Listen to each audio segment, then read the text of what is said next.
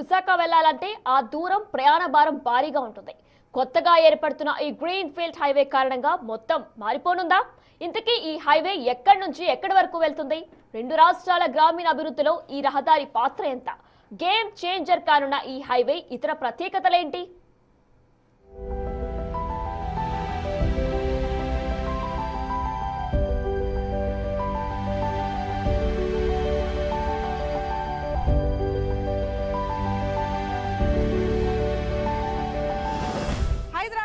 విశాఖపట్నానికి ప్రయాణ దూరాన్ని తగ్గించే దిశలో భాగంగా నేషనల్ గ్రీన్ ఫీల్డ్ హైవేగా రూపుదిద్దుకొని త్వరలోనే ప్రజలకు అందుబాటులోకి రానున్న ఖమ్మం దేవరపల్లి స్టార్టింగ్ పాయింట్ లో మనం ఇప్పుడున్నాము.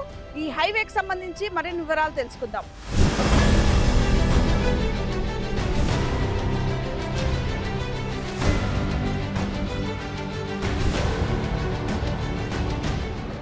హైదరాబాద్ నుండి విశాఖ వెళ్లాలంటే విజయవాడ గేట్వే, కానీ ఇకపై ఆ గేట్వే స్థానాన్ని గ్రీన్ ఫీల్డ్ హైవే భర్తీ చేయబోతుంది.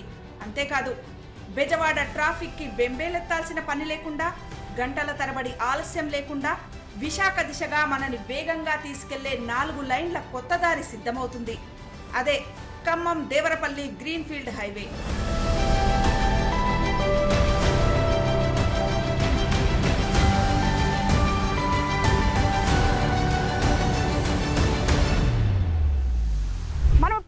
ఖమ్మం జిల్లాలోని తల్లంపాడు. ఈ తల్లంపాడు నుండి ఆంధ్రప్రదేశ్లోని దేవరపల్లి వరకు మొత్తం 162 కిలోమీటర్ల దూరంలో ఈ నేషనల్ గ్రీన్ ఫీల్డ్ హైవే నిర్మించబడుతుంది. దీనిలో తెలంగాణలో 3 ప్యాకేజీలు, ఆంధ్రాలో 2 ప్యాకేజీలు, మొత్తం 5 ప్యాకేజీల కింద దాదాపు 162 కిలోమీటర్ల మార్గంలో 116 కిలోమీటర్ల మార్గం ఇప్పటికే పూర్తయింది.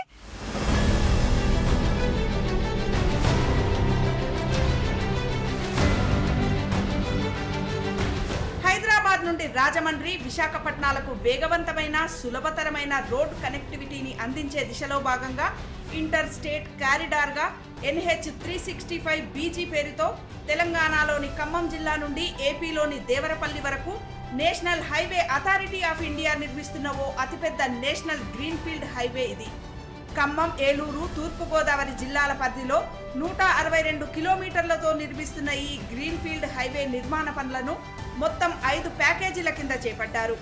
తెలంగాణలో 3 ప్యాకేజీల కింద 105.2 కిలోమీటర్లు, ఏపీలో 2 ప్యాకేజీల కింద 56.8 కిలోమీటర్లతో నిర్మించిన ఈ గ్రీన్ ఫీల్డ్ హైవేలో 11 చోట్ల ఎంట్రీ, ఎగ్జిట్ పాయింట్లను ఇచ్చారు.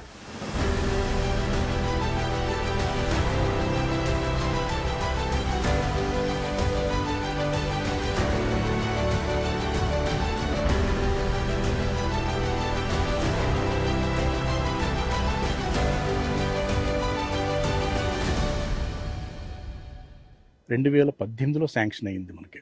అప్పుడు మొదలైంది ల్యాండ్ ఎక్విజిషన్ ప్రాసెస్ అంతా కంప్లీట్ అయ్యి వర్క్ అవార్డ్ అయ్యేసరికి 2022కి మనకి వర్క్ అవార్డ్ అయింది. ఈ ప్రాజెక్టు ఖమ్మం నుంచి దేవరపల్లి 162 కిలోమీటర్లు. ఇది ఏంటంటే యాక్చువల్గా హైదరాబాదు విశాఖపట్నం కారిడార్కి ఒక పార్ట్. మనం హైదరాబాద్ నుంచి విశాఖపట్నం వెళ్ళాలంటే సుమారు 600 కిలోమీటర్లు ట్రావెల్ చేయాలి వయా విజయవాడ, ఏలూరు, రాజమండ్రి, విశాఖపట్నం. అదే మనం ఈ రోడ్డు పూర్తయిన తర్వాత ట్రావెల్ చేయాలంటే ఒక 56 కిలోమీటర్లు సుమారుగా ట్రావెల్ టైం, డిస్టెన్స్ తగ్గిపోతుంది. ట్రావెల్ టైం కూడా సుమారుగా 2 నుంచి 4 గంటలు టైం తగ్గుతుంది. ఈ కారిడార్ మనం ఒక access controlled green field corridor కింద డెవలప్ చేసాం. మనం మొదటగా మనకి అసలు ఇది ఖమ్మం టు అశ్వారావుపేట అనే రోడ్డుని మాకు 4 లేన్ డెవలప్మెంట్ చేయమని ఇచ్చారు. కానీ దాన్ని 4 లేన్ డెవలప్ చేయడం ఫీజిబుల్గా లేదు కాబట్టి ఒక గ్రీన్ ఫీల్డ్ అలైన్మెంట్ దానికి ప్యారలల్గా ప్రపోజ్ చేయడం జరిగింది. సో ఇప్పుడు మనం డెవలప్ చేసింది green field alignment. It is totally access controlled. ఇది 100 కిలోమీటర్స్ స్పీడ్కి డిజైన్ చేయడం జరిగింది. ఇది 2022లో మొదలుపెట్టి 3 సంవత్సరాల్లో మ్యాక్సిమం లెంగ్త్ కంప్లీట్ చేసాం 162 కిలోమీటర్లోను. బట్ ఒక 2 కిలోమీటర్లో ఒక ROB, ఒక మేజర్ బ్రిడ్జు డిలే అయినాయి కొన్ని పర్మిషన్స్ ఇష్యూస్ వల్ల. తర్వాత అలాగే కొంచెం ల్యాండ్ ఎక్విజిషన్ వల్ల కూడా సుమారుగా 1 కిలోమీటర్ లెంగ్త్లో ప్రోగ్రామ్ వచ్చింది. అవన్నీ కవర్ అయ్యి ఇప్పుడు ఏప్రిల్ ఎండ్కి మొత్తం మన ప్రాజెక్ట్ని కంప్లీట్ చేయడానికి ప్లాన్ చేస్తున్నాం. భారత్ మాలా పరియోజన కార్యక్రమం కింద national highway authority of India 3,700 కోట్ల రూపాయలతో ఈ 162 కిలోమీటర్ల గ్రీన్ ఫీల్డ్ హైవేని చేపట్టింది. ఈ కార్యక్రమంలో భాగంగా 2018లో ప్రాజెక్టు శాంక్షన్ కాగా ఇప్పుడు దాదాపు పనులన్నీ పూర్తయ్యాయి. మరో 2-3 నెలల్లో ఇది అందుబాటులోకి రానుంది.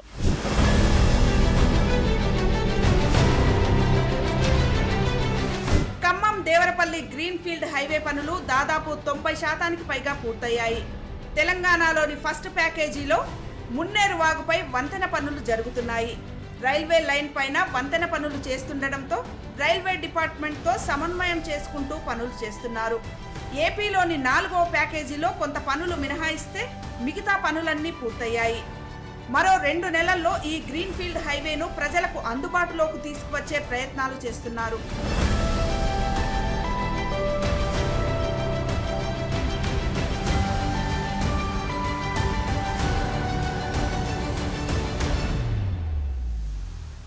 తెలంగాణలో 3 ప్యాకేజీలు ఉన్నాయండి. మొదట ప్యాకేజ్ మనకు ఖమ్మం దగ్గర, ఖమ్మం అవుట్స్కట్స్ తలంపాడు అనే విలేజ్ దగ్గర నుంచి స్టార్ట్ అవుతుందండి. అక్కడ ఒక ఎంట్రీ పాయింట్. దాని తర్వాత కోదాడ ఖమ్మం రోడ్ వచ్చి జాయిన్ అయితే వెంకటగిరి క్రాస్ రోడ్స్ అంటారు, అక్కడ ఒక ఎగ్జిట్ పాయింట్ ఉంది. తర్వాత ఖమ్మం ప్రజలకి చేరువుగా ఉండడానికి దంసలాపురంలో ఒక ఎంట్రీ ఎగ్జిట్ అడిషనల్ గా ఇచ్చామండి. దాని తర్వాత వైరా ఇంకొక పాయింట్. దాని తర్వాత కల్లూరు రెవెన్యూ డివిజన్కి అందుబాటులో ఉండేలా కల్లూరులో ఒక ఎంట్రీ ఎగ్జిట్ పాయింట్ ఉంది. దాని తర్వాత చింతగూడెం NH30 తిరువురికి దగ్గరగా ఉండే అదొక పాయింట్ అండి. దాని తర్వాత మనకి వేంసూరు సత్తుపల్లికి వెళ్ళడానికి వీలుగా వేంసూరులో ఒక ఎంట్రీ ఎగ్జిట్ పాయింట్ ఉందండి. ఇవి తెలంగాణలో ఉన్న ప్యాకేజెస్ కి సంబంధించిన ఎంట్రీ ఎగ్జిట్ పాయింట్స్. మొత్తం 5 ప్యాకేజీలకు గాను తెలంగాణలో 3 ప్యాకేజీలు వస్తాయండి, ఆంధ్రాలో 2 ప్యాకేజీలు అండి. మొత్తం లెంత్ వచ్చేసి 162 kilometres, 3,800 approximate total project cost. ఈ హైవే మీద స్పీడ్ లిమిట్ గంటకు 100 కిలోమీటర్లు. ఇక అంతేకాకుండా ఎక్కడికక్కడ ప్రయాణికులకు సేఫ్టీ సూచనలు ఇచ్చేందుకు డిజిటల్ బోర్డులను కూడా ఏర్పాటు చేశారు. అంతేకాక ప్రతి 2 కిలోమీటర్లకు ఒక చోట అత్యాధునికమైన 360 డిగ్రీస్ యాంగిల్తో ఉన్న కెమెరాలను కూడా ఏర్పాటు చేశారు. ఈ కెమెరాల ద్వారా ఏదైనా వాహనం 100 కిలోమీటర్లను దాటి వేగంతో వెళ్ళినా అది డిటెక్ట్ చేస్తుంది, సీట్ బెల్ట్ పెట్టుకోకుండా డిటెక్ట్ చేస్తుంది, ఎక్కడైనా హైవే మీద వెహికల్స్ని ఆపినా కూడా డిటెక్ట్ చేస్తుంది, ఇలా అప్రమత్తం చేస్తుంది. వెంటనే దీనంతా కూడా 5 కంట్రోల్ రూమ్లు, అంటే 5 ప్యాకేజీలకు సంబంధించి ఎక్కడికక్కడ 5 కంట్రోల్ రూమ్లు ఉన్నాయి. 5 కంట్రోల్ రూమ్ల ద్వారా ఇమీడియట్ గా తెలిసిపోతుంది. ఇది కేవలం ఒక గ్రీన్ ఫీల్డ్ హైవే మాత్రమే కాదు, టెక్నాలజీని ఇంప్లిమెంట్ చేసుకున్న ఒక స్మార్ట్ కారిడార్ అని కూడా చెప్పొచ్చు.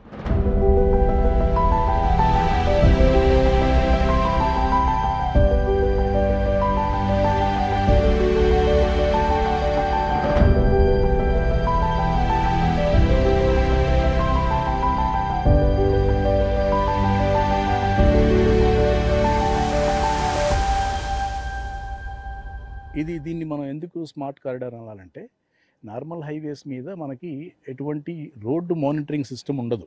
రోడ్డు మీద జరిగే ఎటువంటి యాక్సిడెంట్స్ కానీ ఎటువంటి ఇన్సిడెంట్స్ కానీ మానిటరింగ్ చేసే, డైరెక్ట్గా లైవ్లో మానిటరింగ్ చేసే ఫెసిలిటీ ఉండదు.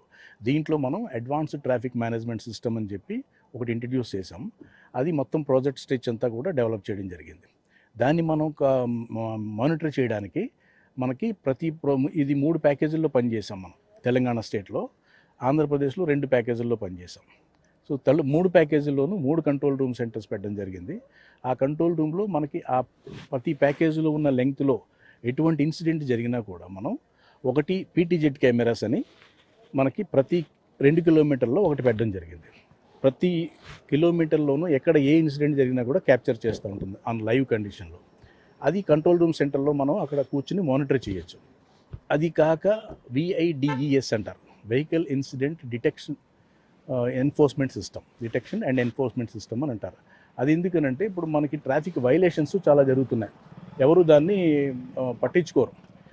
ఇప్పుడు ఒక లేన్ మనకి 4 లేన్ రోడ్లో ఈ కర్బ్ లేన్ ఉంటుంది, అంటే మనకి మీడియం వైపు ఉన్న లేను స్పీడ్ లేన్ అంటారు దాన్ని. 100 కిలోమీటర్ స్పీడ్కి ఆ లేన్లోనే వెళ్ళాలి.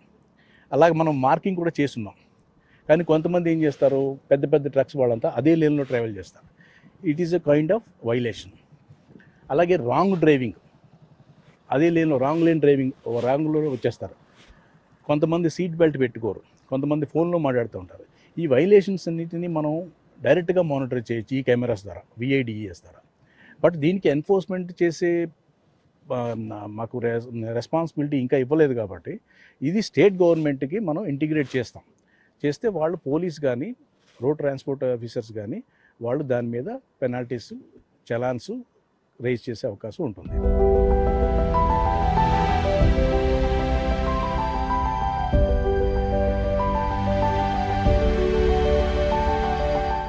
ఇది తెలంగాణలోనే తొలి axis controlled green field highway. అంటే ఈ హైవే మీద ఎట్లా పడితే అట్లా ఎక్కడం కానీ దిగడం కానీ ఉండదు.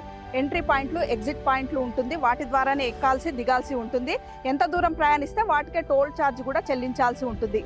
అంతేకాదు ఇది హై స్పీడ్ ట్రాఫిక్ కోసం డిజైన్ చేసిన రోడ్డు కాబట్టి 2 వీలర్స్కి 3 వీలర్స్కి దీనిపైన అనుమతి లేదు.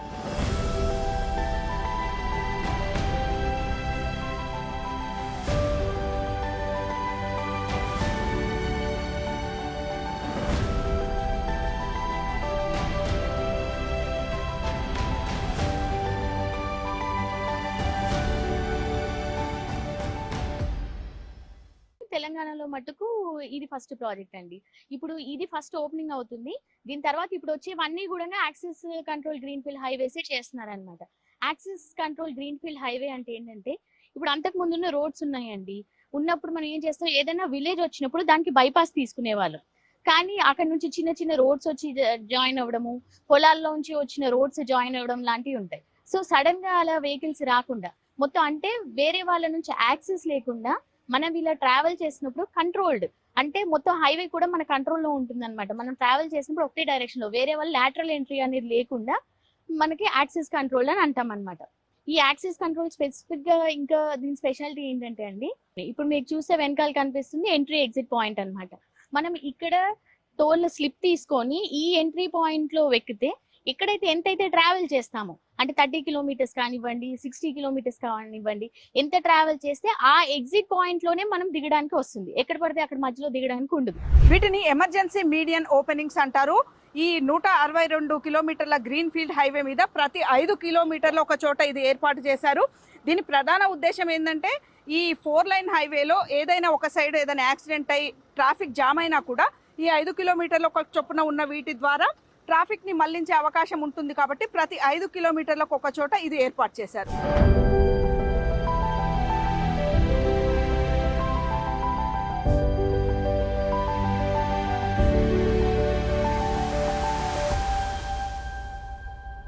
హైవే లైటింగ్ ఒకటి, బోర్డ్స్, రోడ్ సైనేజెస్, ఏ కిలోమీటర్లో ఉన్నాం, హెక్టామీటర్ స్టోన్, కిలోమీటర్ స్టోన్, దాని తర్వాత రోడ్ స్టడ్స్, ఇలా రోడ్ మార్కింగ్, తర్వాత టీబీఎం ట్రాన్స్వర్స్ బార్ మార్కింగ్, ఇవన్నీ ఏంటంటే రోడ్ ఫర్నిచర్స్ అని అంటాం అనమాట.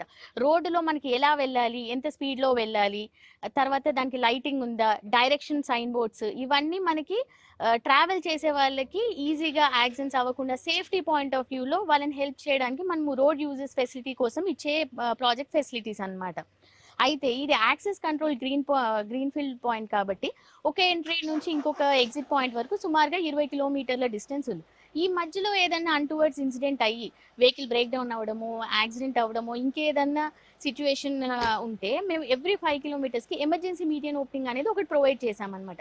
ఆ ఎమర్జెన్సీ మీడియన్ ఓపెనింగ్లో ఏమవుతుంది అని అంటే, ఒకవేళ ఏదైనా 20 కిలోమీటర్లు ముందుకెళ్ళో లేదంటే 20 కిలోమీటర్లు రాంగ్ రూట్లో రాకుండా ఎవ్రీ 5 కిలోమీటర్స్కి అది ఓపెన్ చేసి నెక్స్ట్ డైరెక్షన్లో తీసుకొని వస్తామన్నమాట. మా ఎన్హెచ్కి సంబంధించి 1033 అని చెప్పి హెల్ప్ లైన్ నెంబర్ ఉందండి. దానికి కాల్ చేస్తే అది కంట్రోల్ రూమ్ కానీ, తర్వాత ఇన్సిడెంట్ మేనేజ్మెంట్ వెహికల్, అంబులెన్సెస్ ఏదైతే ఎన్హెచ్కి అనుసంధానం అయి ఉన్నాయో వాటిని కనెక్ట్ చేసి మేము ఆ పర్టికులర్ పాయింట్కి రీచ్ అవుతాం. ఈ గ్రీన్ ఫీల్డ్ హైవే అందుబాటులోకి వస్తే అది ప్రయాణికులకే కాక గ్రీన్ ఫీల్డ్ హైవే వెంట ఉన్న గ్రామీణ ప్రాంతాల ఆర్థికాభివృద్ధికి కూడా దోహదపడుతుందంటున్నారు అధికారులు. ఇంటర్ కారిడార్ కింద దీన్ని డిక్లేర్ చేశారు. యాక్చువల్గా ఏంటంటే 2 నేషనల్ హైవేస్ని కలుపుతుంది. NH65 హైదరాబాద్ విజయవాడ, NH16 అది కోల్కతా చెన్నై కారిడార్. ఆ రెండింటిని కలుపుతుంది కాబట్టి ఇంటర్ కారిడార్ అన్నారు దీన్ని. ఇది యాక్చువల్గా బేసిక్ పర్పస్ దీన్ని ట్రాన్స్పోర్ట్ని ఇంప్రూవ్ చేయడం, వెహికల్ ట్రాన్స్పోర్ట్ని ఇంప్రూవ్ చేయడం. దీని మీద ట్రక్స్ కూడా వెళ్తాయి, ట్రాన్స్పోర్టేషన్ ఫెసిలిటీ పెరుగుతుంది. దీని మీద ఎకనామిక్ డెవలప్మెంట్ కూడా డెఫినెట్గా ఇప్పుడు వన్స్ ఒక కారిడార్ ఫెసిలిటీ గ్రీన్ ఫీల్డ్లో డెవలప్ అయితే దానికి బోల్డ్ అంత మిగతా రోడ్స్ కనెక్టివిటీ పెరుగుతుంది, విలేజెస్ నుంచి డెవలప్మెంట్ స్టార్ట్ అవుతుంది, అక్కడ ఎకానమీ కూడా డెవలప్ అవుతుంది. సో మనకి ఎప్పుడైతే మనం హైవే కనెక్టివిటీ ఇస్తున్నామో విలేజెస్కి దగ్గరగా, అక్కడ కూడా డెవలప్మెంట్ జరిగే ఛాన్సెస్ చాలా ఉంటాయి. రోడ్ అంటే అభివృద్ధికి దారి. ఆ దిశలో చేరి హైదరాబాద్ నుండి విశాఖ ప్రయాణంలో విజయవాడ ట్రాఫిక్లో చిక్కనీయకుండా దూరాన్ని సమయాన్ని తగ్గిస్తూ ఓ కొత్త దారిగా రాబోతున్న ఖమ్మం దేవరపల్లి గ్రీన్ఫీల్డ్ హైవే కేవలం ఇంటర్ స్టేట్ హైవే మాత్రమే కాదు, 2 తెలుగు రాష్ట్రాలకు ఓ గేమ్ చేంజర్గా మారబోతుంది.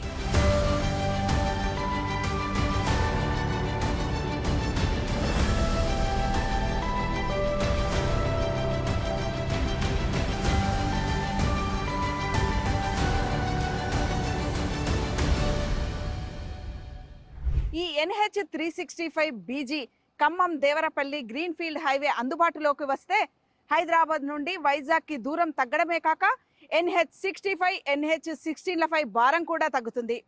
కెమెరామెన్ సతీష్తో Rama, big TV, Khammam Devarapalli greenfield highway నుండి.